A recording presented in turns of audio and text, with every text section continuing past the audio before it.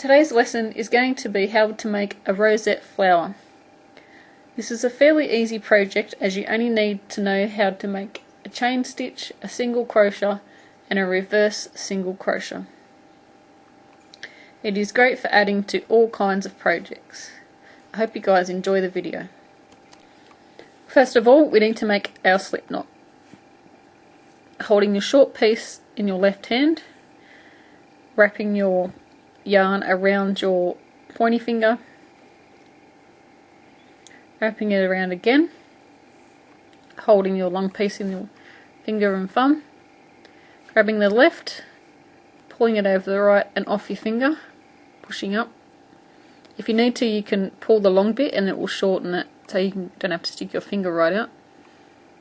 Wrapping your yarn over your pointy finger again, holding your yarn, grabbing your left, pulling over and pushing up. We now have our slip knot. Now for this flower, depending on how large you want to make it, is how long you need your chain. I am going to make a chain that is about 60 centimeters long.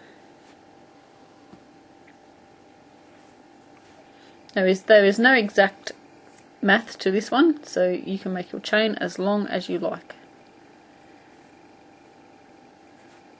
And if you're going to make a couple of these, I would probably write down the amount of chains that you have made, and then like with your hook size and your yarn, and then you'll know if you want to make a number one how large it's going to come out. Because of course the more amount of chains, the bigger your flower. What we're going to do is going into the second chain from the hook, so we don't include the one on our hook. This is our first one and this is our second one. We are going to single crochet into that stitch, and in every chain across we are going to make a single crochet.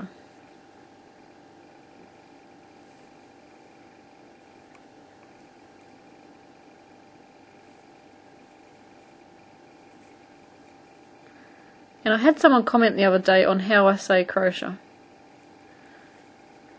A lot of people say crochet, but a lot of Australians say crochet. So if that's wondering why I say it that way, that's why. So how do you say it? Do you say crochet with, S-H-A-Y on the end? Or crochet like E-R on the end? Why don't you leave a comment in the boxes below, it'll be interesting. So what we want to do is do a single crochet in every stitch across. So now that we have our single crochet row, or you could have done this in half double crochet, it doesn't matter. Half double crochet is my favourite stitch at the moment. So what we want to do is chain one, counts as our first stitch, and our reverse single crochet is exactly what it says, reverse. So you're going backwards. So instead of going, if you're right-handed, going to the left, we are going to work to the right. So we go into the stitch next to the one that we've just done, so going into there, and then we work our stitch as normal. So we just go yarning over, pulling up a loop, we've got 2 on our hook, yarning over, pulling through 2. We're going to go to the next stitch,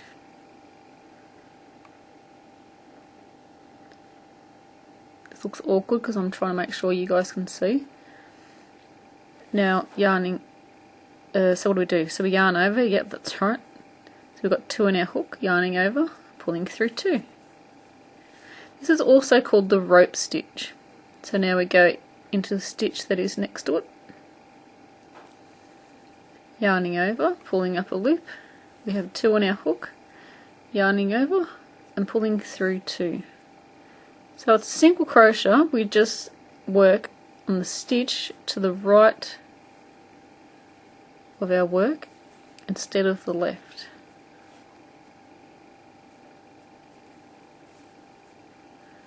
And what's happening as we're going along,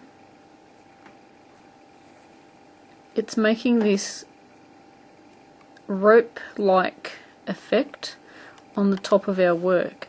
Because what's happening, I'll do another stitch, but watch where your yarn goes when you do your stitch. So you're pulling up a loop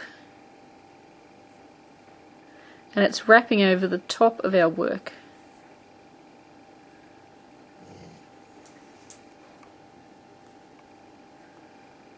Sorry guys, I'll redo that one again. I was looking at the top of the stitch, not the loops on my hook. So going into the next stitch. So watch this one there, it'll wrap over the top. And then through too.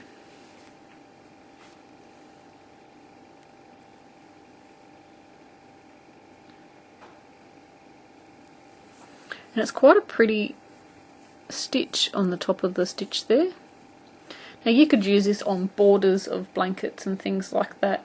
You probably wouldn't do many rows of it, you'd only just do the one, because I think it might be a little bit hard to go into the stitch because it kind of makes the hole disappear. So we just want to continue that all the way to the end.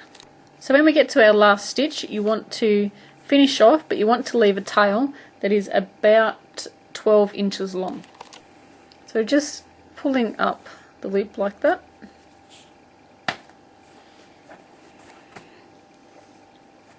If you can hear all those noises, it's my dog. It's raining outside and he's not very happy. He's been inside for 3 days. Well, except yesterday when we went for a walk and got chased by a snake. But that's the story for another day. No one was injured, don't worry. But I don't think I've ever ran so fast in my life. So what we want to do is we're just going to wrap this around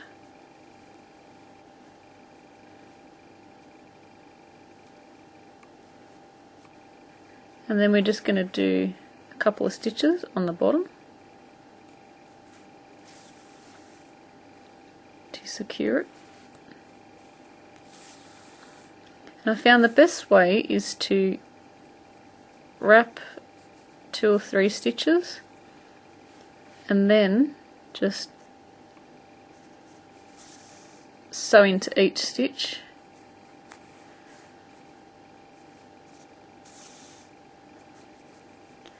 and then wrap it again, and flipping over as you do as well to make sure the back, the front is laying like you want it to.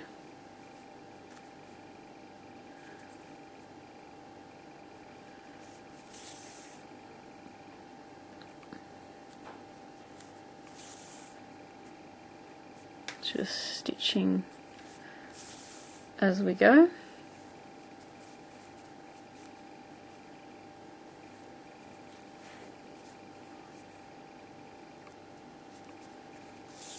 So I'm going through this layer plus the layer that was before it as well.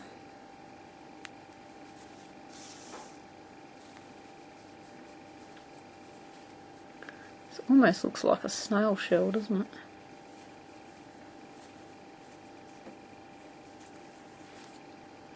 So we just want to repeat this process until we get to the end.